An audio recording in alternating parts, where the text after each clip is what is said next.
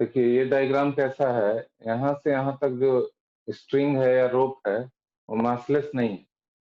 इसका लेंथ दिया हुआ है 100 सेंटीमीटर और मास दिया हुआ है 4 kg और उसके साथ ही ये ब्लॉक लगा हुआ है 5 kg का। नीचे भी एक रोप है जिसकी लंबाई 80 सेंटीमीटर है और मास 2 kg।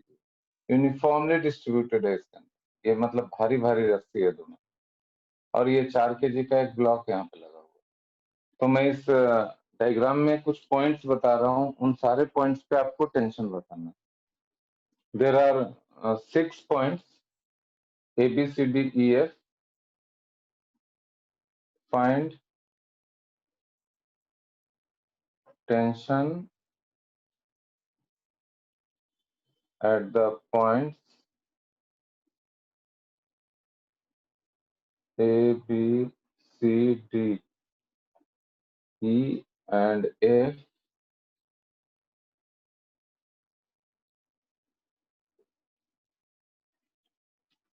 E and F if the given system is in equilibrium.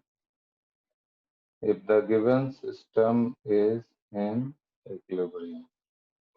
The given system is in equilibrium, you have to find tension at all these points. कैसे कैलकुलेशन होगा देखिए, पूरे सिस्टम में देखा जाए तो यहाँ 4 kg मास है, इस रोप का मास 2 kg है, यहाँ 5 kg और यहाँ 4 kg, सब मिला के हो गया 4 + 5 9 + 2 11 + 4 5 15 kg और g का वैल्यू लेना है 10 मीटर पर सेकेंड स्क्वायर।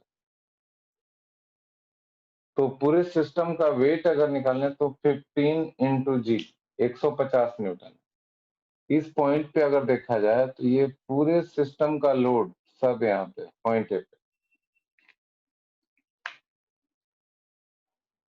इसका मतलब हुआ कि पॉइंट ए पे टेंशन जो होगा, ये सिस्टम नीचे नहीं गिर रहा है, इसका मतलब है कि ये सीलिंग जो है ऊपर में, इसने इस पूरे सिस्टम को नीचे गिरने से रोका हुआ है और इसकी वैल्यू हो जाएगी 15 × g 15 × 10 150। तो पॉइंट ए का टेंशन हो जाएगा 150 न्यूटन, क्योंकि यहाँ पे अगर ये इस सारा का सारा वेट लगता है डाउनवर्ड डायरेक्शन। अगर इसको किसी ने गिरने से रोका हुआ है तो ये सीलिंग है। सीलिंग इस पॉइंट ए पे एक फोर्स लगा रहा होगा ऊपर की तरफ TA, जिसकी वजह से ये नहीं गिरता है। आप इसको ऐसे समझ सकते हैं कि जस्ट लाइक फैन, फैन का वेट अगर 25 किलो है या 10 किलो है, अगर फैन का मास 10 किलो है और वो नीचे नहीं गिर रहा है तो किसने रोका हुआ है? जो सीलिंग होता है रूफ का, उसने रोका हुआ है। तो in the same way tension at point A is 150 Newton. ये सबसे ज्यादा हो गया, सबसे ज्यादा खतरा यहीं पे ब्रेक होने का है, बाकी सब जगह टेंशन इससे कम है। अब अगर आपको पॉइंट बी पे टेंशन निकालना है तो सबसे इजी तरीका क्या है, इससे मैं आप बांट दूं। एक ऊपर का हिस्सा हो गया, एक नीचे का हिस्सा हो गया। इधर ऊपर वाला पोर्शन या नीचे वाला पोर्शन, किसी एक पोर्शन का डायग्राम दोबारा बना लीजिए तो तुरंत आंसर आ जाएगा। अब पॉइंट बी पे देखिए अब क्या स्थिति है, इतने पोर्शन का, अब हम लोग का पॉइंट अंडर कंसिडरेशन में इतना सारा पोर्शन आएगा जिसको कि हम लोग सिस्टम बोलते हैं।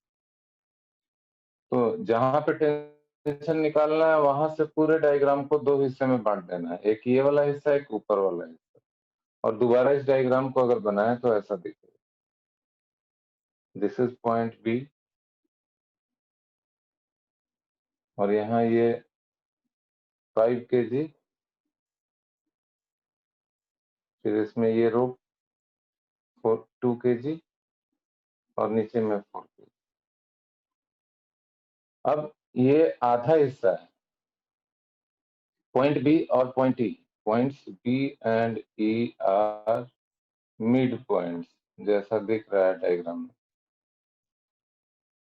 वो बिल्कुल सेंटर में है। Point B is mid point of AC, point E is mid point of this rope DF। तो पॉइंट बी अगर मिड पॉइंट है तो हम लोगों ने डायग्राम यहाँ से बनाया है, तो इतने पोर्शन का मास 4 kg का हाफ लेंगे तो 2 kg ही होगा ना, और लेंथ भी 50 सेंटीमीटर ही बचेगा। तो ये जो है ये है 50 सेंटीमीटर और इसका मास है 2 kg।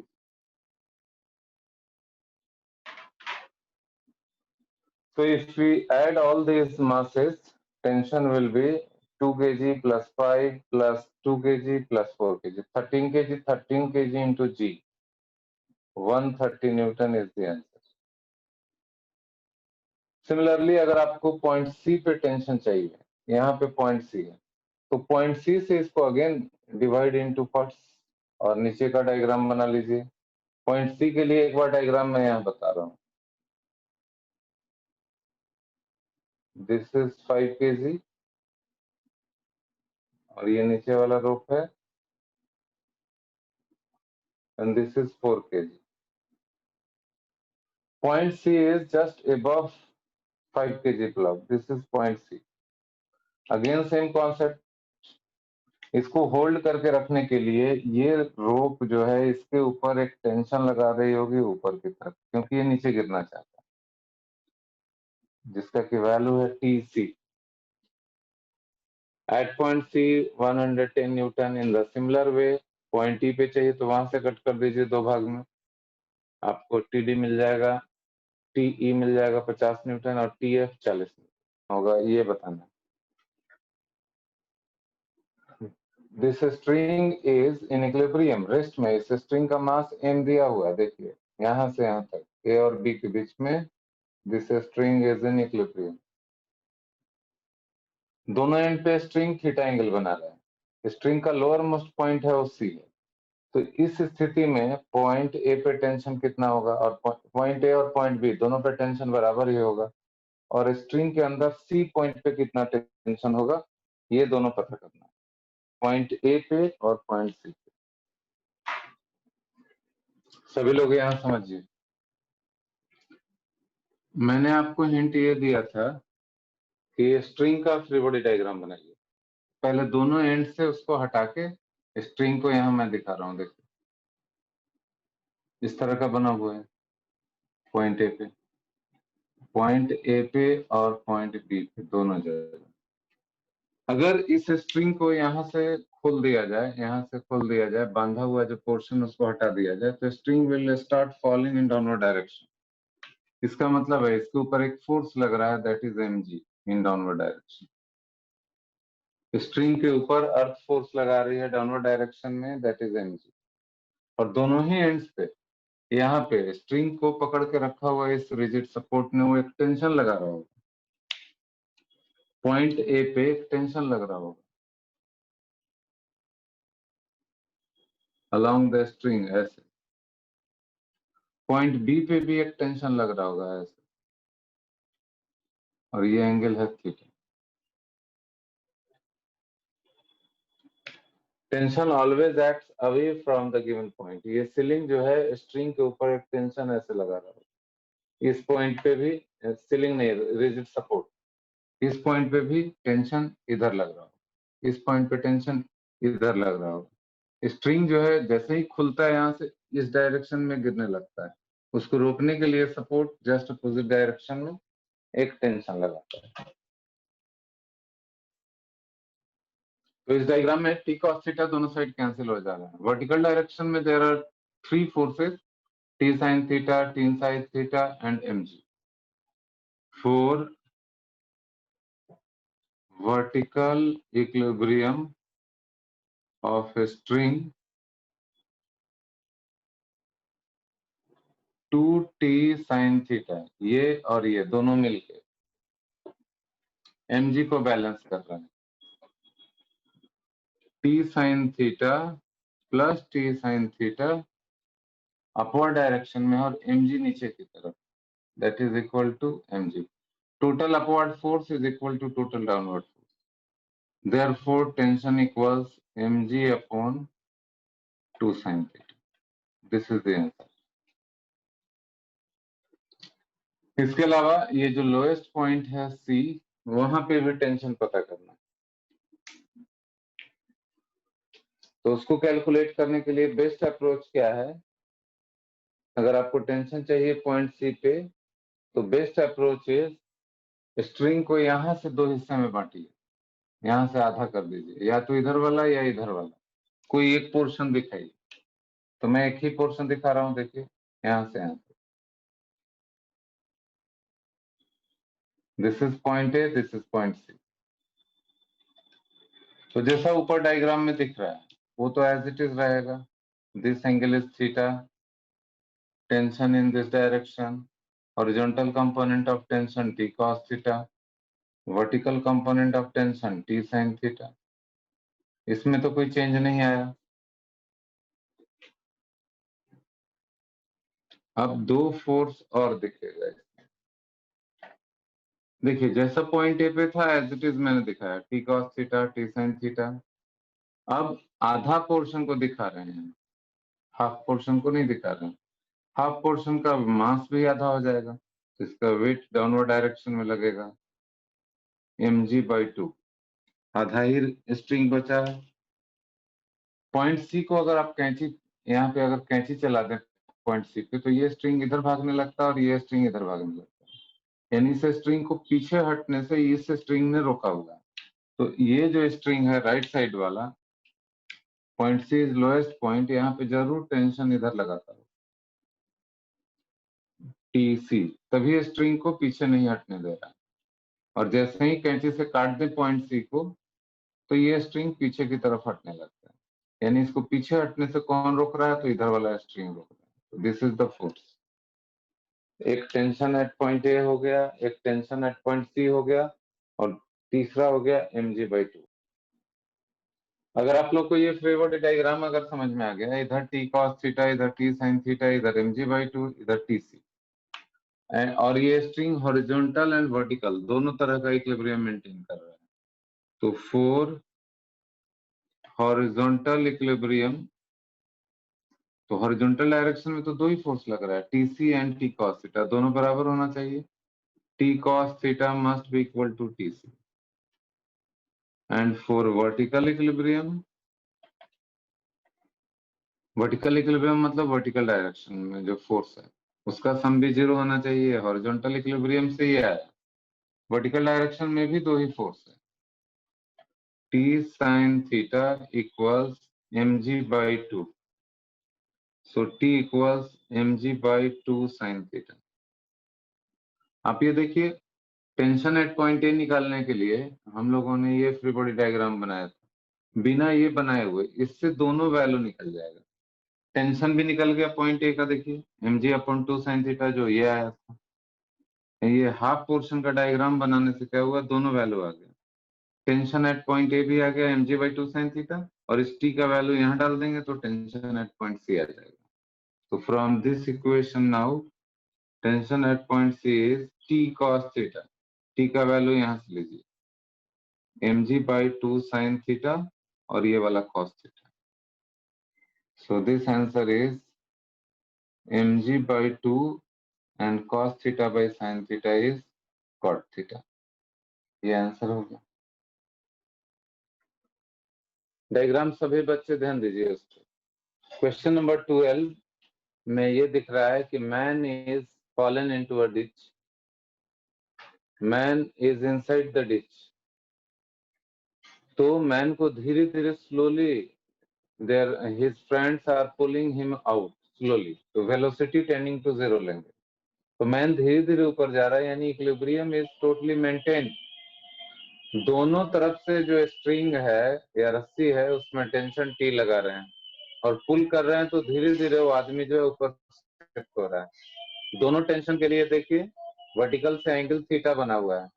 मास एम के ऊपर तीन फोर्स हैं, मास एम के ऊपर तीन फोर्स कौन कौन है, एक mg है डाउनवर्ड डायरेक्शन में, और दोनों टेंशन है जो वर्टिकल से थीटा एंगल पे लग रहा है।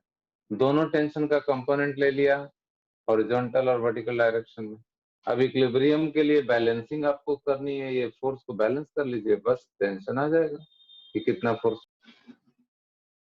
Theta is balancing mg, so t is equal to mg/2 cos theta. cos theta का वैल्यू इस डायग्राम से आ जाएगा। देखिए यहाँ से ये height h, this is d/2, this is hypotenuse. तो cos थीटा की वैल्यू आ जाएगी from this diagram, cos theta is this will become base h upon under root this side we want h square plus t by 2 whole square cos theta। तो value यहाँ डाल दीजिए, this is 4h 2h हो जाएगा, 2h divided by under root 4h square plus ts, so it is mg divided by 2 cos theta. तो ये 4h हो जाएगा और ये ऊपर चला 4h square plus ts। This is the value of tension T. This is the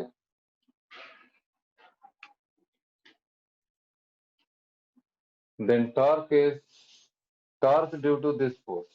जब भी फोर्स लगेगा, बिना फोर्स के टॉर्क होगा नहीं, तो the torque about point O,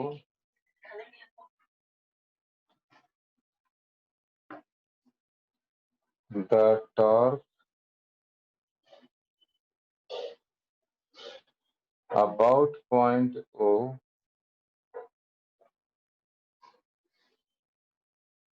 due to the force F is defined as cross product between radius vector r and the force vector A। ये जो r वेक्टर है और ये जो फोर्स वेक्टर है, दोनों के क्रॉस प्रोडक्ट से टॉर्क पता किया जाता है। यहाँ पे ये डेफिनेशन से आया और ये इसका मैग्नीट्यूड है, और राइट हैंड स्क्रू रूल से ये डायरेक्शन आया। क्रॉस प्रोडक्ट में होता है दोनों वेक्टर्स का magnitude, sine and angle between them. तो इस डायग्राम से हम लोग को समझ आएगा कि ये क्या है। अगर ओरिजिन ओ से परपेंडिकुलर एक ड्रॉप किया जाए फोर्स वाले लाइन पे, देखिए ये परपेंडिकुलर डाल दिया मैंने ऐसा, तो ये आर वेक्टर है। तो ये डिस्टेंस कितना हो जाएगा, आप में से कोई बता सकता है डायग्राम के मदद से? ये इस डिस्टेंस की वैल्यू कितनी होगी? यहाँ से यहाँ तक आर है, ये थीटा है, तो ये कितना हो जाएगा? ये एक राइट एंगल ट्रायंगल बन रहा है।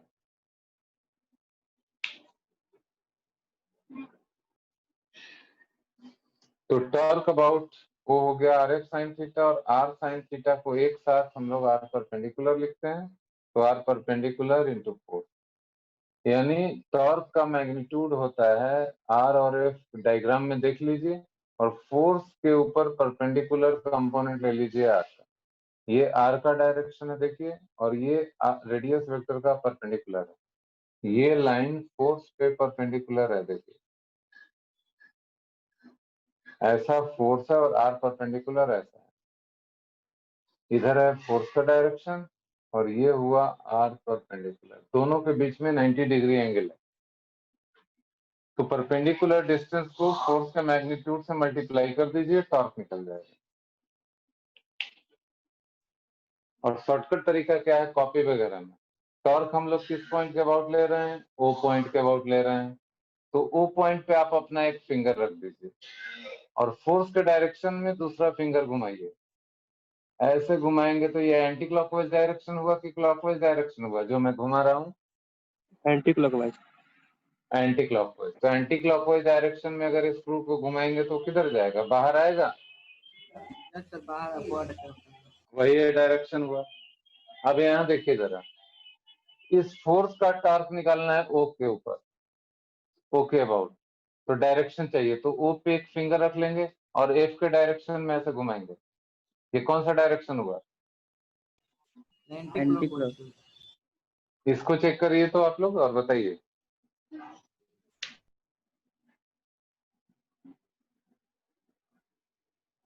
कौन सा डायरेक्शन होगा? वो भी फिर एंटी क्लॉकवाइज है। एंटी यहाँ पे हाँ राइट, कोई भी एक फिंगर ओ पे रखिए और दूसरा फिंगर को एफ का डायरेक्शन में घुमा के देख लीजिए, दोनों सेम डायरेक्शन आ गया, तो आउटवर्ड। सेम डायग्राम में अगर फोर्स इधर रहे और ये फोर्स इधर रहे, तो राइट साइड वाले फोर्स का टॉर्क एंटी क्लॉकवाइज, और लेफ्ट साइड वाले 4 का टॉर्क, अच्छा ये दोनों तो सेम ही हो गए। यस भाई। इस फोर्स को मैं ऊपर कर दे रहा हूँ।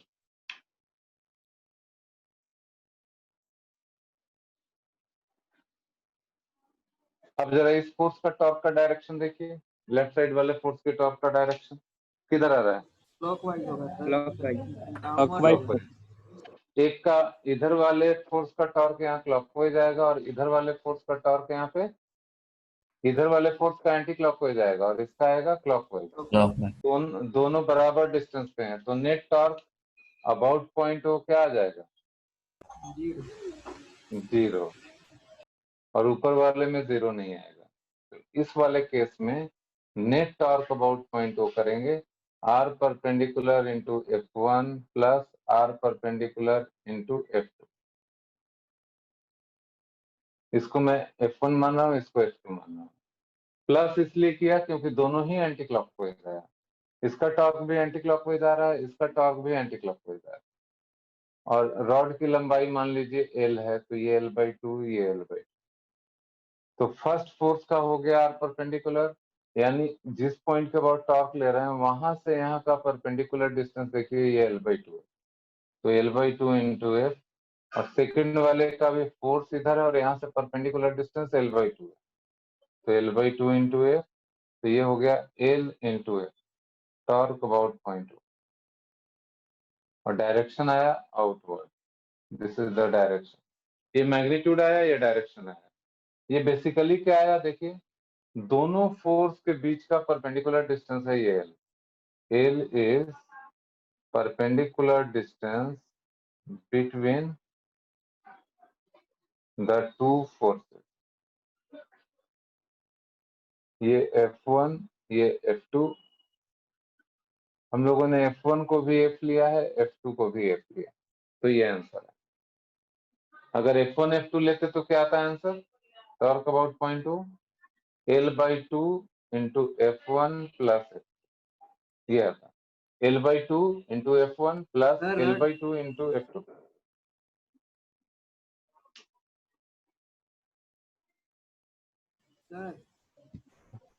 एक मिनट।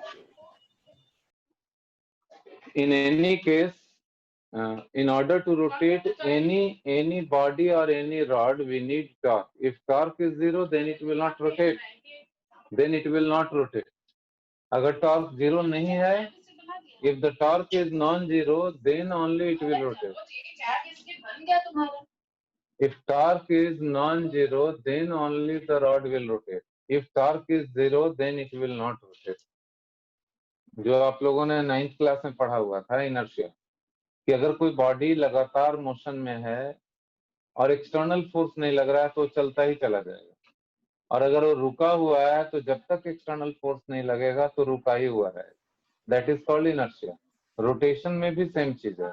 अगर किसी बॉडी के ऊपर टॉर्क नहीं लग रही है, रोटेशन नहीं होगा। अगर वो रेस्ट में है तो रेस्ट में ही रहेगा। और अगर नेट टॉर्क 0 है तो उसका स्टेट चेंज नहीं होगा जब तक कि एक्सटर्नल टॉर्क ना लगे। किसी ने घुमा के छोड़ दिया है अगर किसी चीज को और कोई टॉर्क नहीं लग रहा है तो लगातार घूमता रहेगा। ये बात को इस केस में भी अगर दोनों फोर्स बराबर नहीं होता तो टॉर्क 0 नहीं होता है। यहाँ भी वही बात है, इसलिए मैंने F1 और F2 लिया।